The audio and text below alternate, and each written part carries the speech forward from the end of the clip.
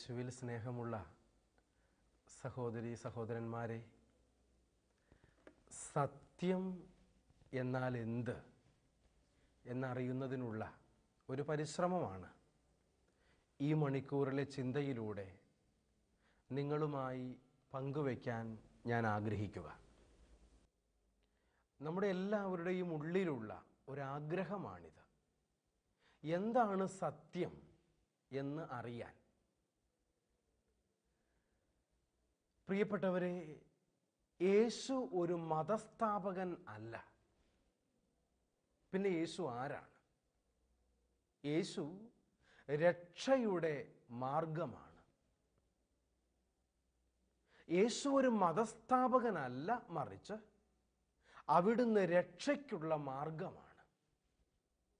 യേശുവാകുന്ന രക്ഷാകര മാർഗത്തിലൂടെ നടന്നു കഴിഞ്ഞാൽ സത്യം കണ്ടെത്താൻ സാധിക്കും എന്നാണ് ഈ വചന വിചിന്തനത്തിലൂടെ നിങ്ങളുടെ മുൻപിൽ ഞാൻ അവതരിപ്പിക്കാൻ ആഗ്രഹിക്കുന്ന കാര്യം.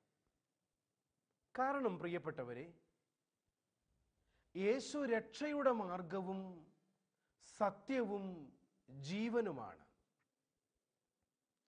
ശരീരത്തിനും അതിൻ്റെ ആവശ്യങ്ങൾക്കുമുപരി അനന്ത സാധ്യതകളിലേക്ക് വിരൽ ചൂണ്ടുന്നതാണ് മനുഷ്യൻ്റെ ദാഹങ്ങൾ. ഈ വെള്ളം കുടിക്കുന്നവന് വീണ്ടും ദാഹിക്കും, എന്നാൽ ഞാൻ നൽകുന്ന ജലം നിത്യജീവനിലേക്ക് നിർഗമിക്കുന്ന അരുവിയായിത്തീരും എന്ന് യേശു കർത്താവ് സുവിശേഷ വചനങ്ങളിലൂടെ നമ്മെ പഠിപ്പിച്ചിട്ടുണ്ട്. ഈ ലോകം നൽകുന്ന ജലം, പ്രിയപ്പെട്ടവരെ, നമുക്ക് വീണ്ടും വീണ്ടും ദാഹങ്ങൾ തന്നുകൊണ്ടേയിരിക്കും, നമ്മുടെ ദാഹം വർദ്ധിപ്പിച്ചുകൊണ്ടേയിരിക്കും. എന്നാൽ യേശു കർത്താവ് നൽകുന്ന, അവിടുത്തെ വചനം സ്വീകരിക്കുന്ന, അവിടുത്തെ പരിശുദ്ധാത്മാവിനെ കൊണ്ട് നിറയുന്ന വ്യക്തികൾക്ക് പിന്നീട് ഒരിക്കലും ദാഹിക്കുകയില്ല എന്ന് ദൈവത്തിൻ്റെ വചനം നമ്മെ എല്ലാവരെയും ബോധ്യപ്പെടുത്തുന്നുണ്ട്. കാരണം പ്രിയപ്പെട്ടവരെ, യേശു കർത്താവിന് ഈ വെള്ളം കുടിക്കുന്നവന് വീണ്ടും ദാഹിക്കും, എന്നാൽ ഞാൻ നൽകുന്ന വെള്ളം ജീവജലത്തിൻ്റെ ഉറവയായി നിത്യജീവനിലേക്ക് നിർഗമിക്കുന്ന അരുവിയായി ഒഴുകും എന്ന് അവകാശപ്പെടുമ്പോൾ ഈ അവകാശവാദം സത്യമാണ് എന്ന് തെളിയിക്കാതെ നിവൃത്തിയില്ല. കാരണം അവിടുന്ന് സത്യമാണ്. സത്യമാണ് പറയുന്നതെങ്കിൽ തെളിയിക്കാനുള്ള ബാധ്യത എനിക്കുണ്ട്. അത് തെളിയിക്കാൻ സാധിക്കുകയും ചെയ്യും.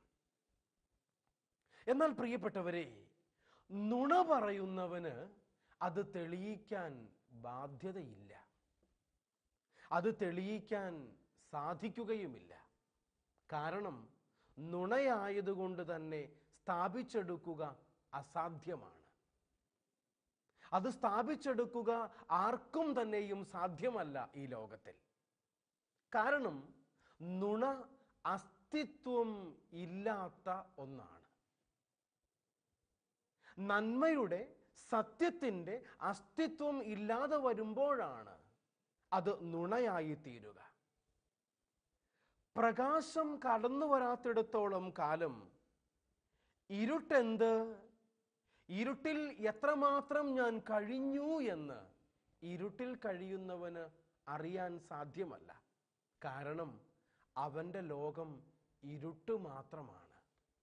ഇരുട്ടല്ലാത്ത ഒന്നിനെക്കുറിച്ച് അവൻ ചിന്തിച്ചിട്ടില്ല, ഇരുട്ടല്ലാത്ത ഒന്നിനെക്കുറിച്ച് അവൻ അറിയുകയുമില്ല എന്നുള്ളതാണ് വാസ്തവം. എന്നാൽ വെളിച്ചം എന്താണെന്ന് അറിഞ്ഞു കഴിയുമ്പോൾ, ആ വെളിച്ചത്തിങ്കലേക്ക് നീ അടുത്തു വന്നു കഴിയുമ്പോൾ, ആ വെളിച്ചം നിനക്ക് പുതിയ ഉൾക്കാഴ്ചകൾ നൽകും. സത്യം പറയുന്നവന് താൻ പറഞ്ഞത് സത്യമാണ് എന്ന് തെളിയിക്കാൻ ബാധ്യതയുണ്ട്. അതിന് അവന് കഴിയുകയും ചെയ്യും. യേശു പറഞ്ഞു, ഞാൻ വഴിയും സത്യവും ജീവനുമാണ്.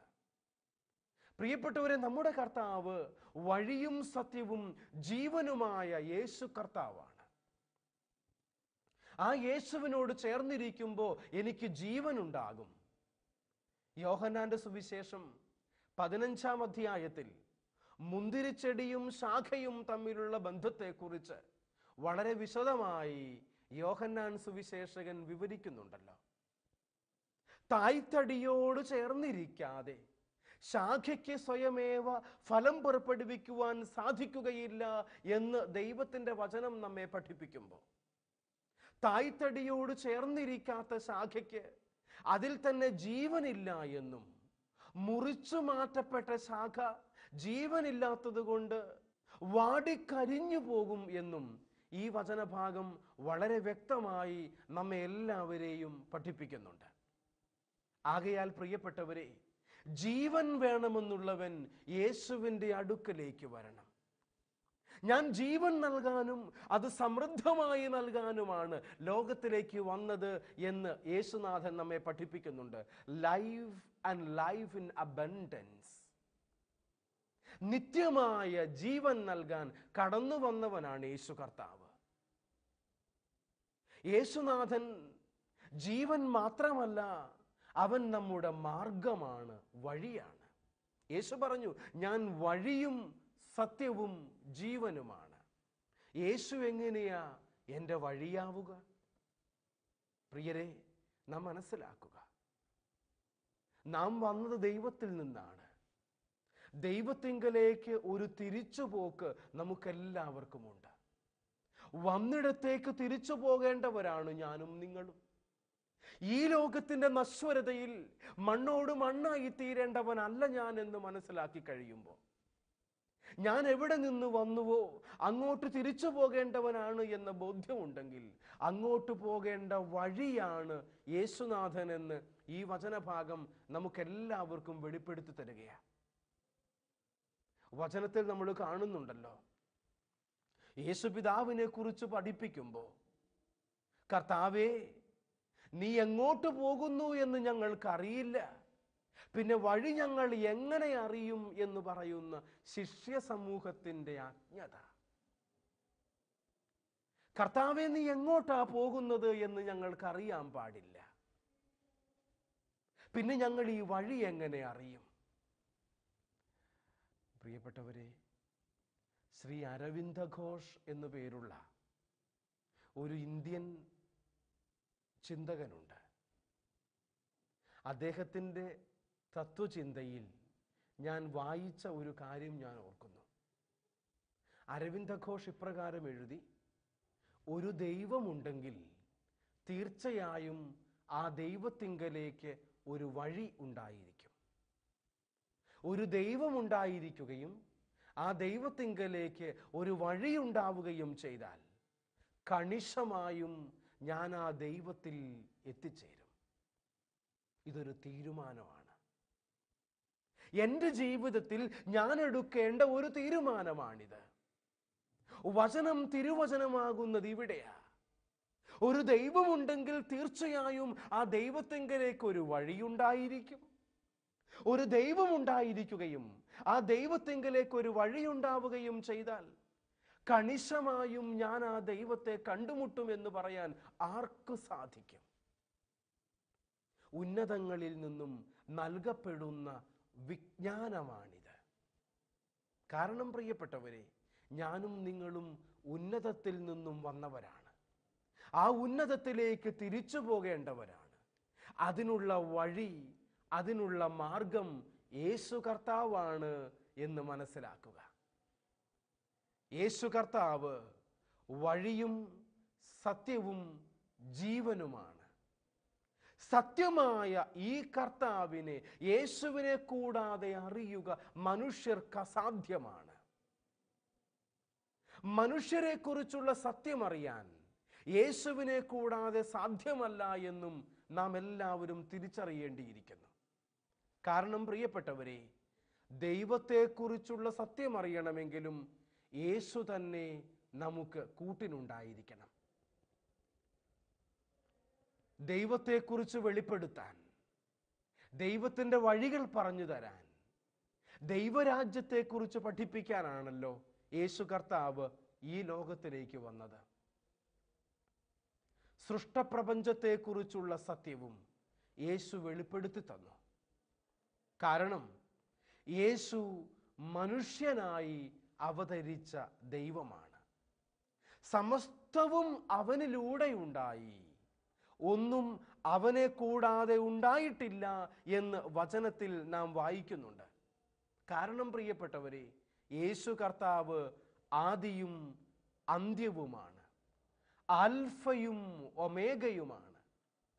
യോഹന്നാന് ലഭിച്ച വെളിപാട് പുസ്തകം 21-ാം അധ്യായത്തിൻ്റെ 4 മുതൽ 6 വരെ വാക്യങ്ങളിൽ വളരെ വ്യക്തമായി യോഹന്നാൻ ഇപ്രകാരം പഠിപ്പിക്കുന്നുണ്ട്: ഞാൻ ആദിയും അന്തവുമാണ്, ആൽഫയും ഒമേഗയും. ആദി മുതലുണ്ടായിരുന്നവനും അവസാനം വരെ ഉള്ളവനും യേശു കർത്താവാണ് എന്ന് മനസ്സിലാക്കുമ്പോൾ, ഈ യേശുനാഥന്റെ സ്നേഹം കൊണ്ട് നമ്മുടെ ജീവിതങ്ങളെ നിറയ്ക്കാൻ ശ്രമിക്കുമ്പോൾ, അവൻ മാത്രമാണ് നിന്നെ ആദി മുതൽ സ്നേഹിച്ചു തുടങ്ങിയവൻ എന്നു നീ അറിയും. യോഹന്നാന്റെ 1-ാം ലേഖനം 4-ാം അധ്യായം 19-ാം തിരുവചനത്തിൽ നാം ഇപ്രകാരം വായിക്കുന്നുണ്ട്: അവരെ അവൻ സ്നേഹിച്ചു, ആദ്യം മുതൽ തനിക്കുണ്ടായിരുന്നവരെ അവൻ സ്നേഹിച്ചു. പ്രിയപ്പെട്ടവരെ, ആദ്യം മുതൽ നമ്മെ സ്നേഹിച്ചു തുടങ്ങിയത് യേശു കർത്താവാണെങ്കിൽ അവസാനം വരെ നമ്മെ സ്നേഹിച്ചവൻ ആരാ?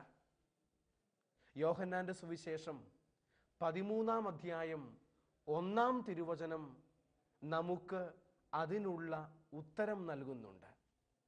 യോഹന്നാൻ 13:1 വചനം ഇപ്രകാരം നമ്മെ പഠിപ്പിക്കുന്നു: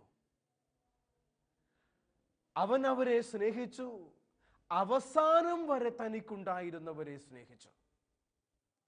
ആദ്യം മുതൽ സ്നേഹിച്ചു തുടങ്ങിയവനും അവസാനം വരെ സ്നേഹിക്കുന്നവനും യേശുക്രിസ്തുവാണ് എന്നുള്ള വ്യക്തമായ ഒരു ബോധ്യം ഈ വചനത്തിലൂടെ അവൻ നമ്മുടെ മുൻപിൽ വയ്ക്കുന്നുണ്ട്.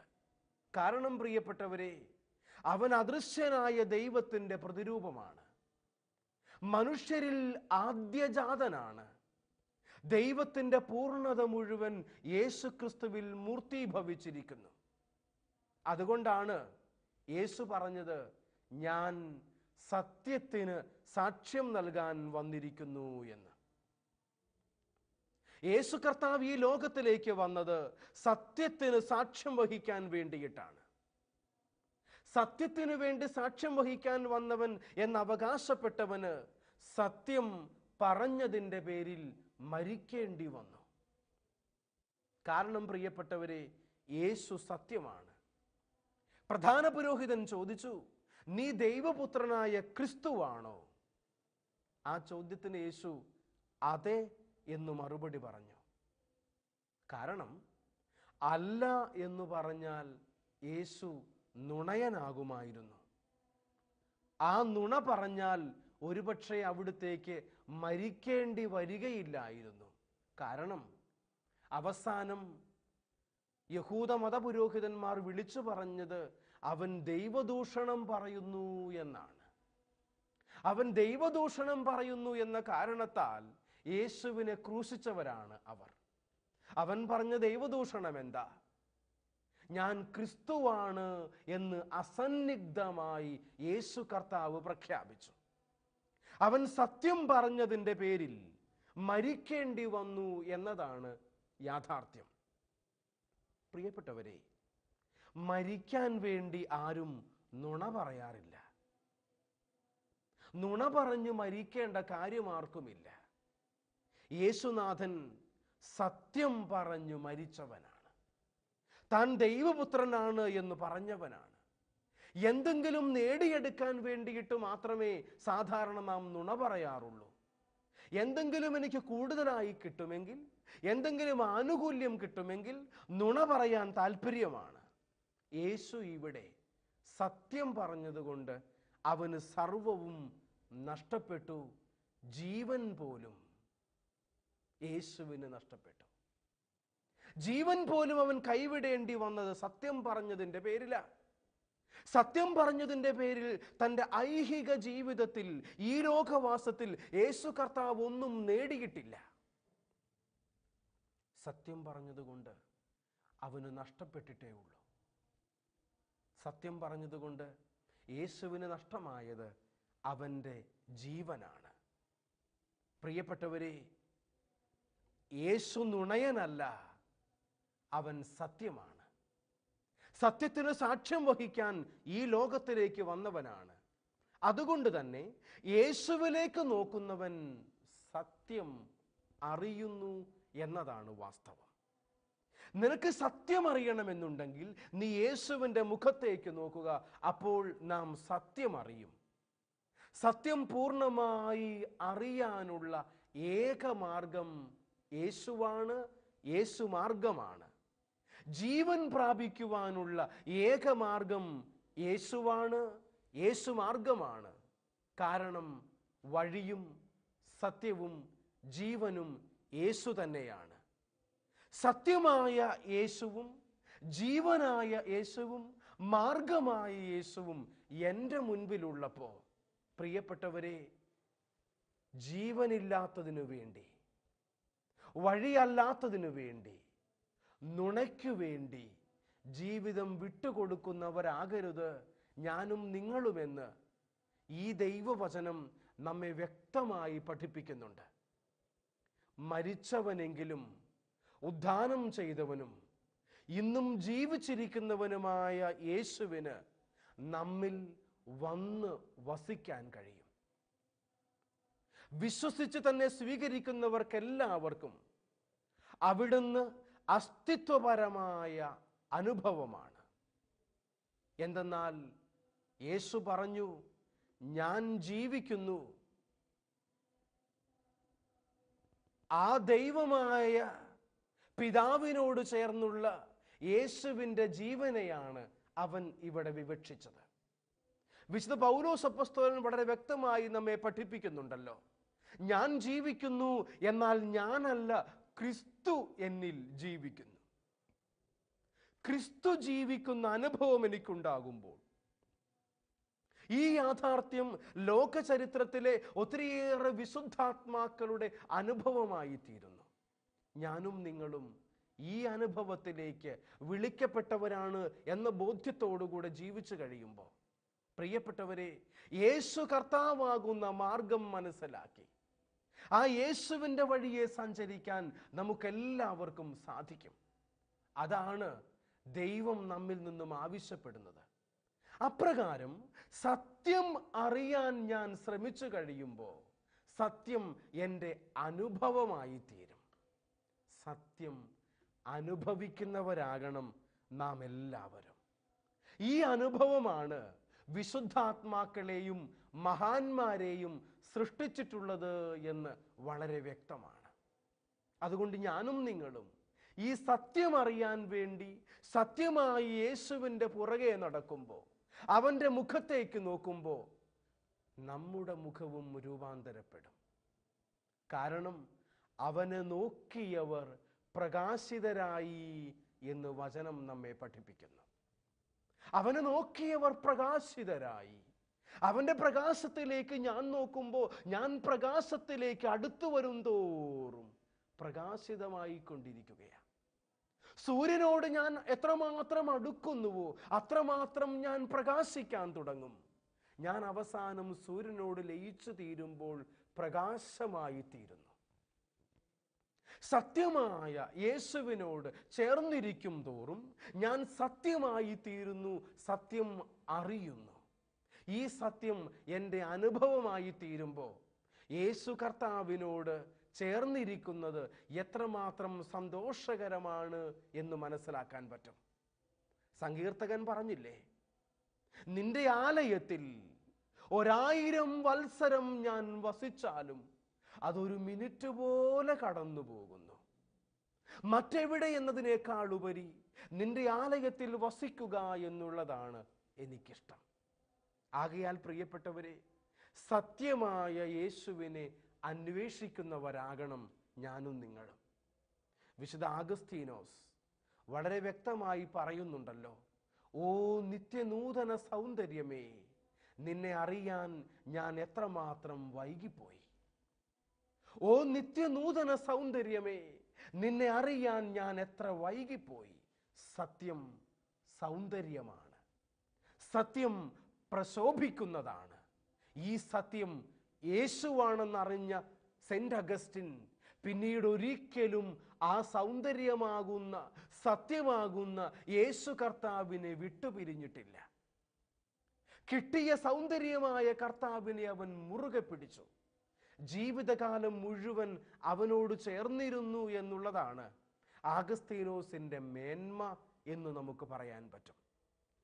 ഇപ്രകാരം നീർച്ചാൽ തേടുന്ന മാൻപേടയെ പോലെ എൻ്റെ കർത്താവിന് വേണ്ടി ഞാൻ തേടുമ്പോൾ, എൻ്റെ കർത്താവിന് ഞാൻ പുറകെ നടക്കുമ്പോൾ, സങ്കീർത്തകൻ 42-ാം അധ്യായത്തിൻ്റെ 1-2 തിരുവചനങ്ങളിൽ പറയുന്നത് പോലെ വരണ്ട ഭൂമി ജലത്തിനു വേണ്ടി എന്ന വണ്ണം നീർച്ചാൽ തേടുന്ന മാൻപേടയെ പോലെ ദൈവമേ എൻ്റെ ഹൃദയം അങ്ങയെ തേടുന്നു, ജീവിക്കുന്ന ദൈവത്തിനു വേണ്ടി തന്നെ.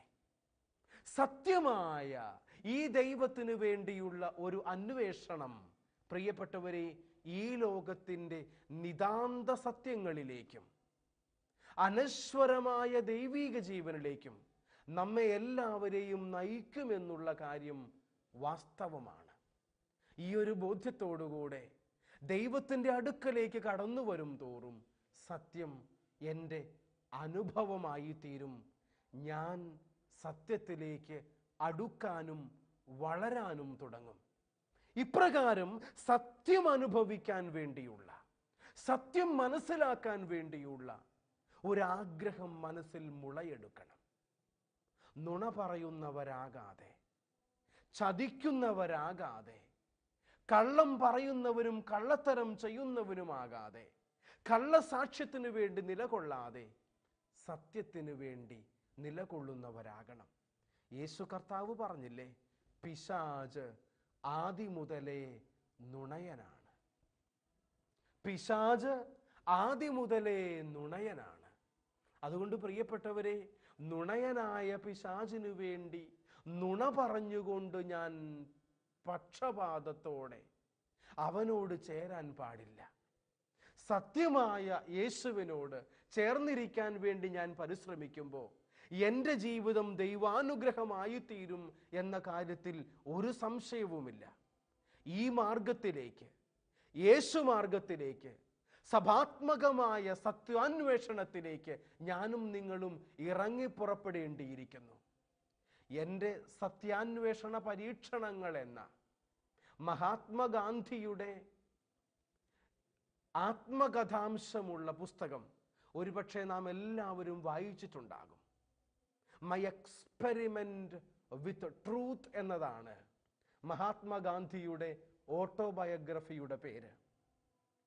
സത്യം മാത്രം എഴുതാൻ, സത്യം മാത്രം പറയാൻ, സത്യം മാത്രം ജീവിക്കാൻ ആഗ്രഹിച്ച മനുഷ്യനായിരുന്നു നമ്മുടെ രാഷ്ട്രപിതാവ്. അദ്ദേഹത്തിൻ്റെ സത്യാന്വേഷണം വളരെ വ്യക്തമായിരുന്നു.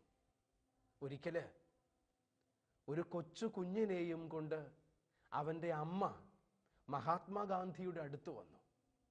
മഹാത്മാഗാന്ധിയോട് ഈ അമ്മ പറഞ്ഞു, എൻ്റെ കുഞ്ഞിന് ഭയങ്കരമായ പഞ്ചസാരയോട് ഇഷ്ടമാണ്, അതുകൊണ്ട് ഇനി മുതൽ പഞ്ചസാര കഴിക്കരുത് എന്ന് ഗാന്ധിജി ഒന്ന് ഉപദേശിക്കണം.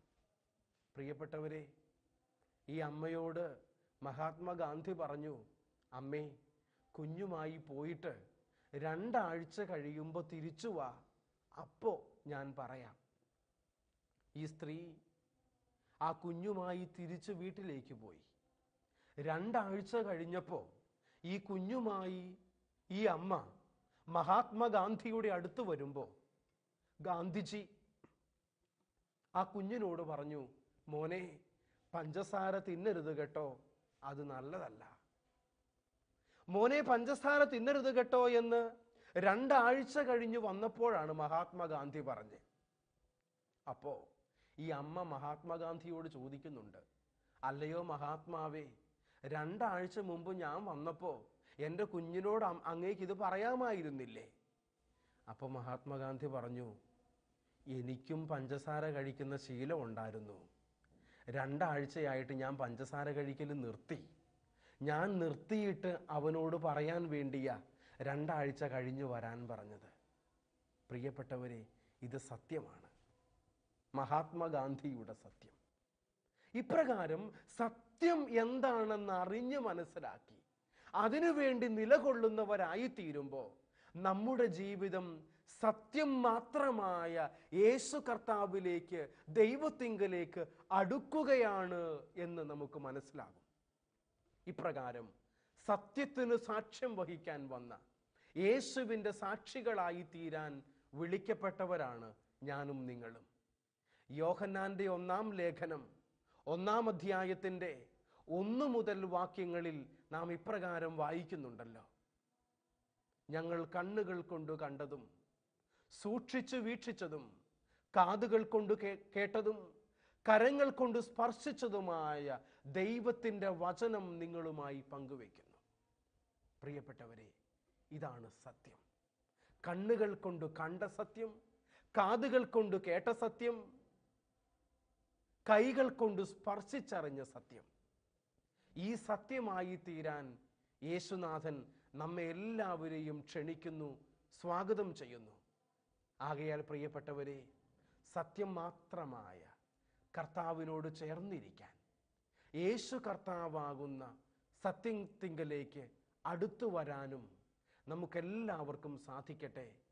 അതിനുവേണ്ടി ആഗ്രഹിക്കാം, പരിശ്രമിക്കാം. സത്യമായ കർത്താവ് നമ്മെ സത്യത്തിലേക്ക് നയിക്കട്ടെ.